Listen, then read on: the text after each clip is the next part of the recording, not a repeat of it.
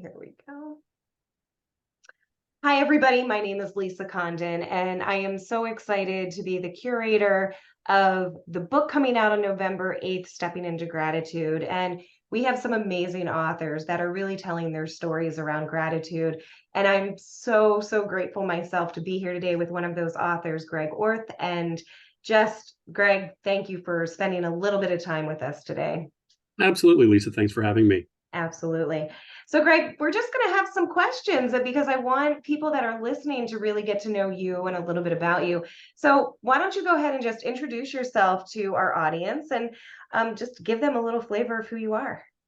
A little flavor. All right. Well, my name is Greg Orth. I live in Lancaster, Pennsylvania. It's in what I like to say is in Amish buggy land. And by day, I own a Sandler training business, and I help small businesses in their sales and leadership efforts.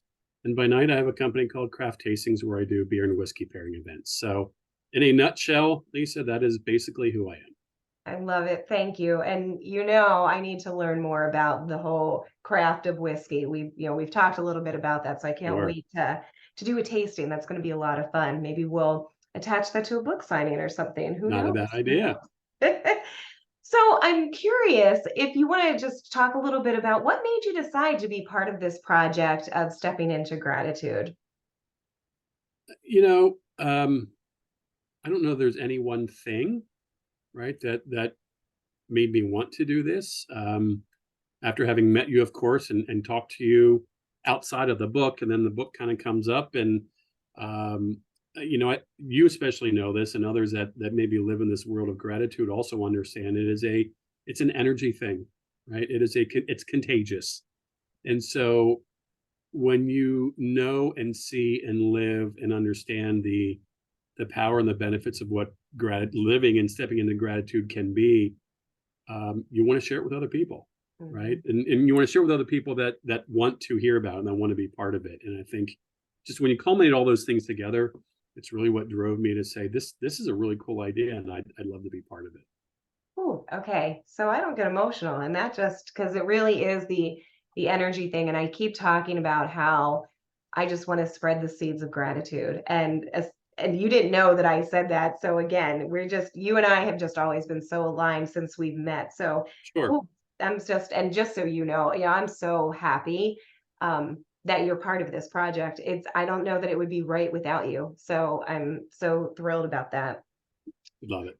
So I want to talk a little bit about the writing aspect of this. Good. So as you were writing your chapter, as we know, and for our audience listening, every person who is part of this project has written a chapter as part of this book, along with some other fun stuff that when you read it, you'll figure that out. But how has writing your chapter impacted you? Well, it reinforces to me that I'm not a good writer. I think I think I'm a really great thinker, Mhm. and a great strategist, but putting what I have up here into words and onto a piece of paper is I have so much and utter respect for people that do write. It is a skill set that is just I appreciate so much, and so what people do end up reading from my story is thankfully edited by somebody that knows what the heck they're talking about. So it reinforces that, but that's not. I'm not saying it's good or bad, uh, but really, I would say the biggest thing, Lisa, it's validation. Mm. Writing this chapter for me further validates why this is so important. It validates my journey. Um, it brings it back to the forefront. Not that I forget those things, but it's kind of a step back, and a trail of memories of kind of what brought me to this point, and seeing that written down, more than just being in my head. It's a powerful thing, but again, it's also just it's a validator. It's nice to see it. I love that. It's funny because I often talk about the 9 steps to gratitude. And one of those steps is really about reflection. And Mhm. so it feels like that's what you're talking about there. And See here, that proves my point, Lisa. Right? All of what I just said can be boiled down in the one word that you said, and that never came out of my mouth, which is reflection. yes, but I talk about it all the time, so Sure, it's I get it. okay. Right? But you know what? I think people will resonate with what you're saying because it's really true. It's a nice way to look back at your journey. And this is this is what's happened. This is where you've come to, and how Sure. beautiful is that? So one of the things that becomes pretty clear to me and has over the years is that everybody looks and feels and experiences gratitude differently. And even more so, I think people define gratitude differently. So, how do you define gratitude, Greg? So that's a bit of a loaded question, I would say. I don't think there's any, for me, I don't think there's any, yeah, you can go to a textbook and get a definition for anything. You can go to the dictionary and get a definition for anything. So this is simply my perspective, my thought. Um, so it's going to be a couple different layers here. I would say gratitude's a choice. Mm. It is absolutely a choice. Well, everything in life is a choice, right? So gratitude is a choice. And I think gratitude to me is about mental alignment. And it's about it's about aligning your thoughts and your mindset around positivity, around energy. And I'm not one of those really, how do I say this? You know, I'm not one of those big people that gets into all the different things with You're not science and woo. zodiac and energy and that kind of stuff. But I mean, it really is an energy, and energy is contagious. That I do know for a fact, right? You can either choose to create energy or you can choose to zap it, right? And so that's where I think gratitude is really a choice. And it's about mental alignment to focusing yourself and aligning yourself with positive energy and really focusing on things that you have, not what you don't have. And to me, I put all that together, and that's kind of how I would define gratitude. I love it.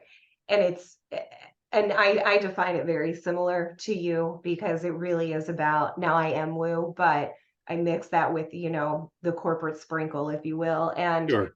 but it really is. It really is about the choice and the choosing of gratefulness and gratitude and energy and positivity. So I love that. Thank you. Thank you for that. And one other thing too, Lisa, because and I don't remember all the numbers, and you can Google it or whatever, but we have, I don't know, it's like 100,000 different thoughts every day, Mhm, and 90% of them are typically negative.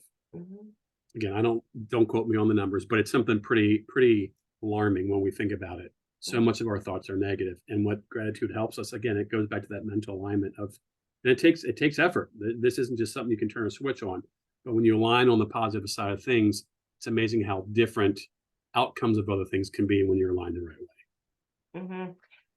That's a really good point too, because I wonder, now I'm going to do this for myself, but I wonder if we kept track of just little hashtags, right, for the thoughts, and you're not going to capture every thought, but negative, neutral, or positive, and if you just did hashtags for yourself, and and then you overlay maybe a daily gratitude practice for an amount of time, watching that transform, and those numbers kind of switch. That would be a really interesting experiment. I might Sure. do that. You're so, welcome. so how do you integrate gratitude into your daily life, Greg? So I've gone full tilt, to be honest with you. So I would say I think there's like four primary ways that I do it. Number one is and this may not show up on camera, I don't know, but it does a Oh little bit yeah. for me. So I have gratitude rocks everywhere that I potentially go. So there's one here at my desk. There's one on my nightstand. There's one on my bathroom sink. There's one in my car. There's one in my office. And so I put these everywhere because, again, gratitude is a practice. It's not just a switch. And so just a friendly reminder everywhere we go to really think about the little things that are happening in your life in a good way. So the gratitude rock is one thing. Second thing is I have it's hard to see on camera here, right? But I have a tattoo on my right wrist, and that is it's hard to see again, but it's a universal symbol of gratitude. And after I had a pretty significant, should we say, incident in my life with as it relates to my heart, um, I came out on the good side of things, and I got that tattoo. So I look at this literally every day as a reminder of gratitude. Um, the license plate on my car says "Be grateful." So I drive around and trying to share that with others about gratitude. And I'd say the last part, and this is probably the biggest part, is just daily journaling. Mhm. And part of my daily journal is always to reflect on 3 things I'm grateful for. But the difference is my rule is, and I like this rule because somebody told me about this years ago, is you can never repeat yourself. So when you practice gratitude and that and the things of which you're grateful for, you can never repeat yourself. So I can't say my wife, my kids, my dog, my job, my career, whatever. I can do that once. I can't ever use it again. So it forces you to really dig in and think about the little things that you're grateful for, and it's very powerful. I love that. So I'm curious, do you journal typically in the morning or at night? Because, and there's a method why I'm asking that question. So I've done it all, and I actually teach some of this stuff in my business world about journaling. And so um, the general rule of thumb is, there are no rules of journaling. This is what I tell people. There's process or structure that you can do depending on your style and your personality or whatever. I've tried it in the morning. I've tried it at night. I typically now I've set my calendar so every day at 4 o'clock. I have an alarm or a reminder in my Outlook calendar that says it's time to journal. I may not always do it at 4 o'clock, but I don't hit dismiss until I actually go and journal. So for me, that's what worked out for me. Um, but it doesn't matter what time of day, just as long as you do it. hmm And that's exactly the reason I was hoping, and I fully expected, because I know of how you live your life, that I was hoping that was your answer. Because I think we oftentimes get pulled into this notion of I have to do it in the morning, or I have to journal in the morning, or I have to journal at night to reflect on my day.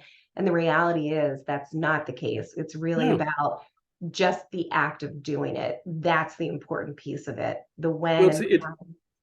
yeah, it's the act of doing it, Lisa, but it's also you got to go a step higher and recognize why should you journal. If Correct. you can't connect the dots on the purpose and the value of what journaling can do for you. Now, sometimes we have to get into it to see some of the benefit, hmm but to understand the importance of it is the most important thing.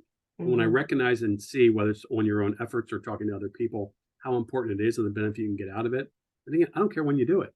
Right. Just get in the habit of doing it. And like I said, I've tried 3 or 4 or 5 different times and ways to do it.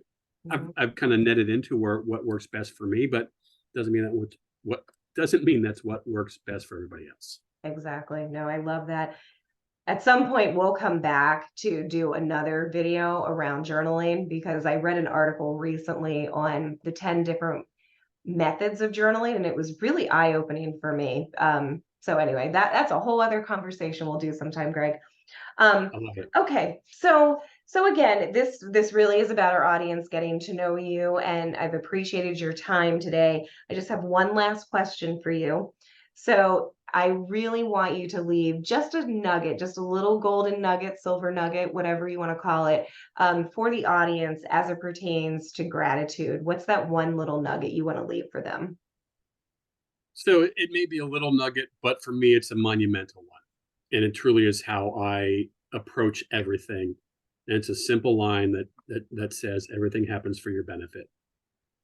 I've always been a generally positive person, um, but it really is not everything. I always said everything happens for a reason, Mhm. but I was corrected along the way, and it really is everything happens for your benefit.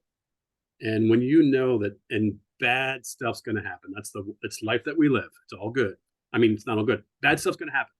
We can't stop that, right? Mhm. But when we know, when the really bad stuff happens, that we learn from it and we actually get positive things as a result of it, it completely shifts your mindset. And so what happens is the window of negativity can shorten and lessen, and then the rest of the time your mind goes to, okay, what's the good out of this? What's the good in this for me?